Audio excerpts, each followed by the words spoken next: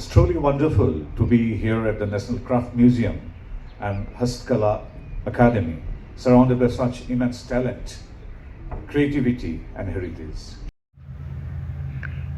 विश्व शिल्प मंच 2024 का उद्घाटन दिल्ली में स्थित राष्ट्रीय शिल्प संग्रहालय में हुआ, जिसमें शिल्प कला और स्थिरता पर जोर देते हुए 3 दिनों तक चलने वाले इस कार्यक्रम की शुरुआत हुई। इस मौके पर WCC AISBL की 60वीं वर्षगांठ भी मनाई गई। यह समारोह शिल्प क्षेत्र में सहयोग, नवाचार और आर्थिक स्थिरता को बढ़ावा देने का एक महत्वपूर्ण मंच बना। इस अवसर पर मुख्य अतिथि के रूप में पवित्रा मार्गेरिटा, भारत सरकार के वस्त्र मंत्रालय के राज्य मंत्री, ने कहा, शिल्प सिर्फ उत्पाद नहीं बल्कि परंपरा, पहचान और सांस्कृतिक विरासत की एक जीवित कहानियां हैं। उन्होंने भारत को शिल्प कौशल और रचनात्मकता के केंद्र के रूप में प्रस्तुत करते हुए इसे एक सशक्त और स्थिर भविष्य की ओर अग्रसर होने की दिशा में महत्वपूर्ण बताया। इस दौरान यूनेस्को दक्षिण एशिया के निदेशक टिम कर्टिस ने विकास और शिल्प के कनेक्शन पर जोर दिया। साथ ही उन्होंने पारंपरिक शिल्प न केवल सांस्कृतिक पहचान के लिए बल्कि भविष्य की स्थिर अर्थव्यवस्थाओं के लिए भी महत्वपूर्ण है, यह उन्होंने कहा। कार्यक्रम में शिल्प और स्थिरता के क्षेत्र में नवाचार और उद्यमिता के महत्व पर विशेष रूप से चर्चा की गई।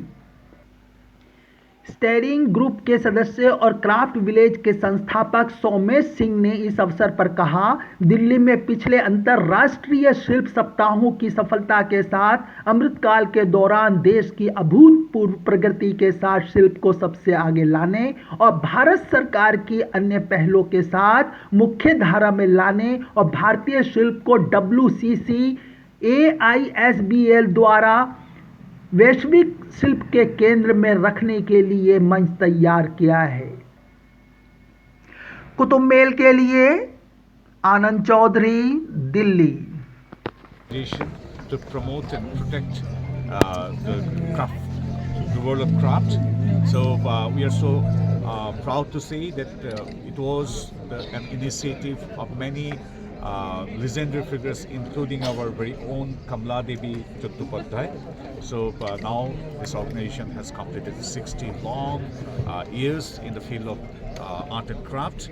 So craft we consider not to be a simple product. It is a story of passion, skill, heritage and human identity.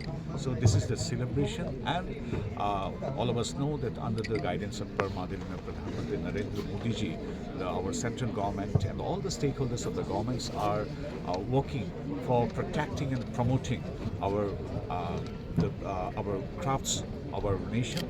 So we are rich in our handicraft and handlooms for the last 2,000-3,000 years.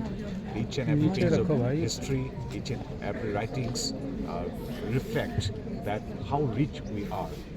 So under the guidance of Pradhan Mantri Narendra Modi ji, we have initiatives like National Handicraft Development Program and Comprehensive Handicraft Cluster Development Scheme. And moreover, we are so proud to say that more than 300 such products have got now GI tag. So more than 7 million people earn their livelihood from handicraft. So this is not only a way of production, or it's not simply a product.